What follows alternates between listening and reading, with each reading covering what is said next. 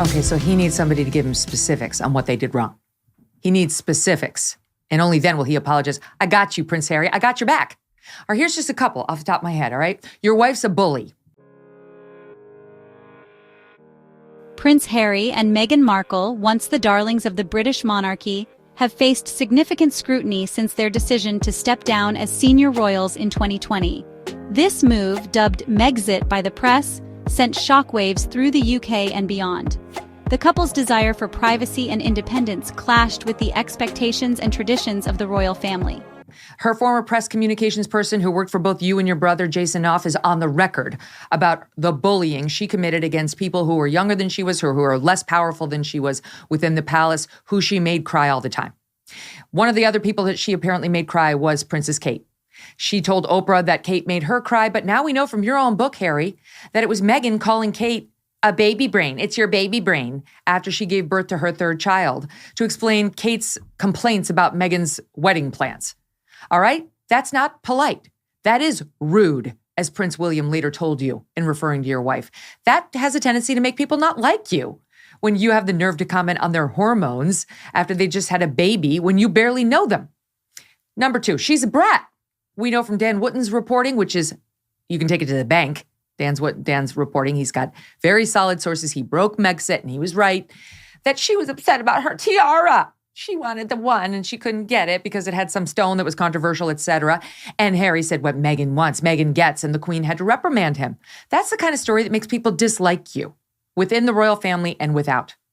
Your wife abandoned her entire family. That's another thing, in favor of celebrities at her wedding.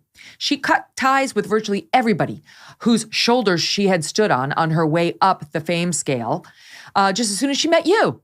Well, that seems a little rude too, kind of disloyal, also annoying. And what was George Clooney doing at your wedding? You didn't know him. She didn't know him. That's who she had there instead of the sweet cousin or stepsister, whatever it was, who she had supposedly grown so close to. You said that in your Netflix documentary. She forgot that girl. She ghosted her. Their departure sparked intense media attention and public debate.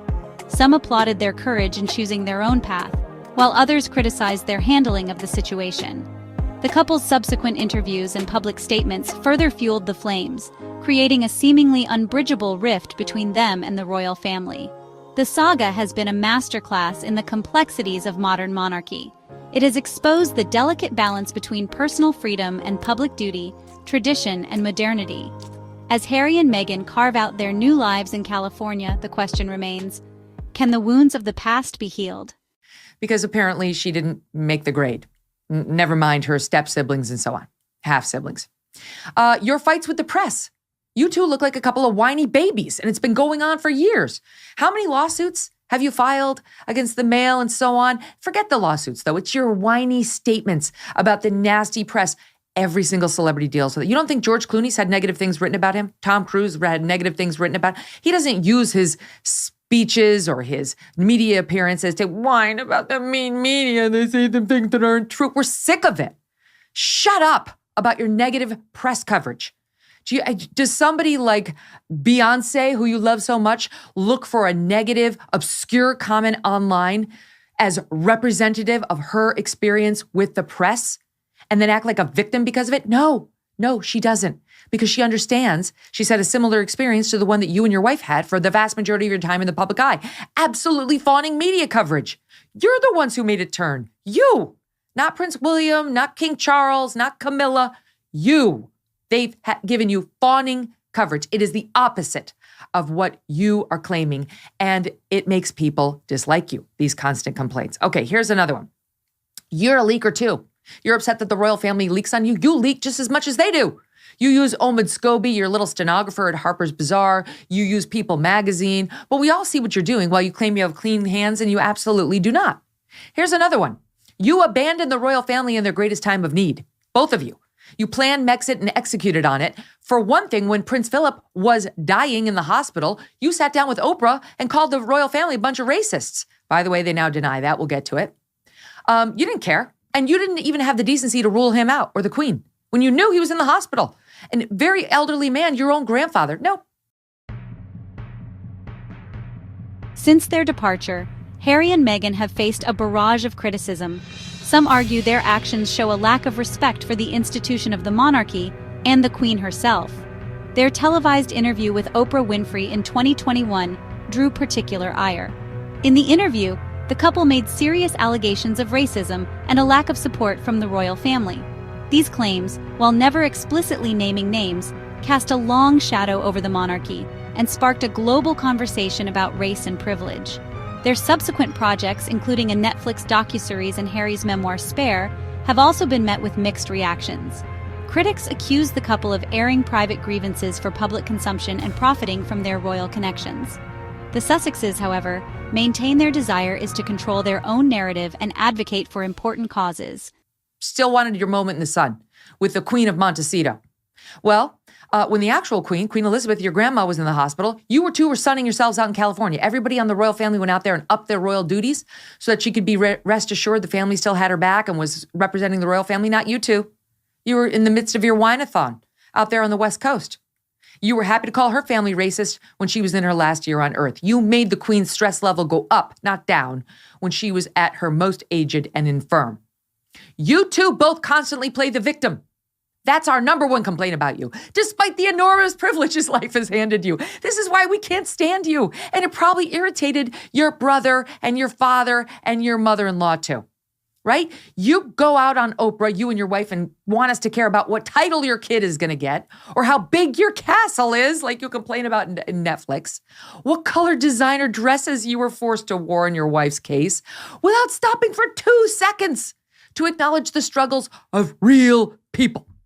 No one cares about your kids' damn titles or your tiny castle or your beige dress. No one feels sorry for you, but you continue asking us to do so. And we're sick of it, right? Your wife even wanted us to accept her as a Me Too victim, saying she'd been objectified. She was objectified because people looked at her on the set of Deal or No Deal and didn't want her opinion on inflation. She was objectified. No good deed goes unpunished. They give her the role of a lifetime. She was a total unknown, put her on national television, gave her beautiful dresses to wear, did her hair and makeup, and all she can remember is, they told me to suck in my stomach and didn't pronounce my name correctly. I was objectified. What the hell do you think a model does? That's what you were on that show. You were a model. People pay to look at you. While Harry and Meghan have their supporters, many believe apologies are in order. Their public criticisms of the royal family, particularly the allegations of racism, have caused significant damage to the institution. An apology for the hurt caused, regardless of intent, could be a step towards reconciliation. Additionally, the manner in which they chose to air their grievances— that's objectification. Deal with it. Or don't. But don't take the money, climb the ladder of success, and then show absolutely no gratitude and complain that you were objectified. That's why you got a paycheck. You and she both lie. A lot, especially your wife. Oh, I was told by the guy in The Lion King that people hadn't celebrated like this when I married Harry, like they did since Mandela was freed. Lie. Lie, as the Lion King cast has come out and said. You claimed your baby was in grave danger when there was a fire in the nursery when you did the overseas trip. He was nowhere near the fire. It was smoke out of an errant heater, and he was nowhere near it. He was not in danger, but you did that to make yourself look more aggrieved than in fact you were. That's a pattern with you. You suggested the royals are racist, as I mentioned, without a scintilla of truth. Now you reverse that, and you blame the press for that too. All right? By the way, these two, as they now claim that they never called the royals racists, that's what Harry's claiming, that neither he nor his wife ever called the royals racists, despite what we heard in the Oprah interview. They accepted an award like 2 weeks ago in New York City for standing up to, and I quote, the structural racism within the royal family. That was Kerry Kennedy, whose family was presenting them with the award. Did they stand up and say, this is an outrage? Our family's not racist. We never said such a thing. No. They took the award and loved every second of it. So spare me now that the blowback has been bad, that you didn't call them racist because you did. We saw it. It's on tape. You constantly lecture the so-called little people on how they need to be better people, more like you, we guess, while showing zero appreciation for their problems, right? Harry had the nerve to lecture us on white supremacy and white privilege. Then their Netflix documentary calls all Brexiters racist. If you wanted if you were in favor of Brexit. Through high-profile interviews and media projects, has been widely criticized. An acknowledgement of the impact their actions have had on the royal family, and an apology for any pain caused, could go a long way in mending fences.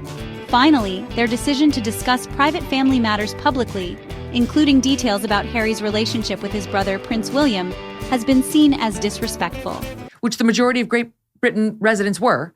You're racist.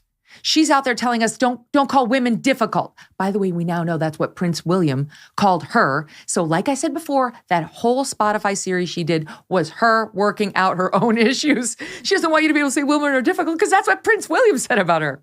Don't say diva, don't say bitch. I'm sure they called her that too. You're hypocrites. You lecture us on the environment and how we need to go green and do better as citizens while you're on your private jets and your SUVs with your enormous mansion out in Montecito saying reportedly it's not big enough or good enough for you, right? These are the reasons why we can't stand you. I'm giving you the specifics you so desperately want. You lecture us on kindness and how to be nice and be kind while you bully the little people around you. Half your staff walks out every other week because they can't stand working for you. What does it take to make somebody walk out on working for a royal? Probably a lot, right? Is it over?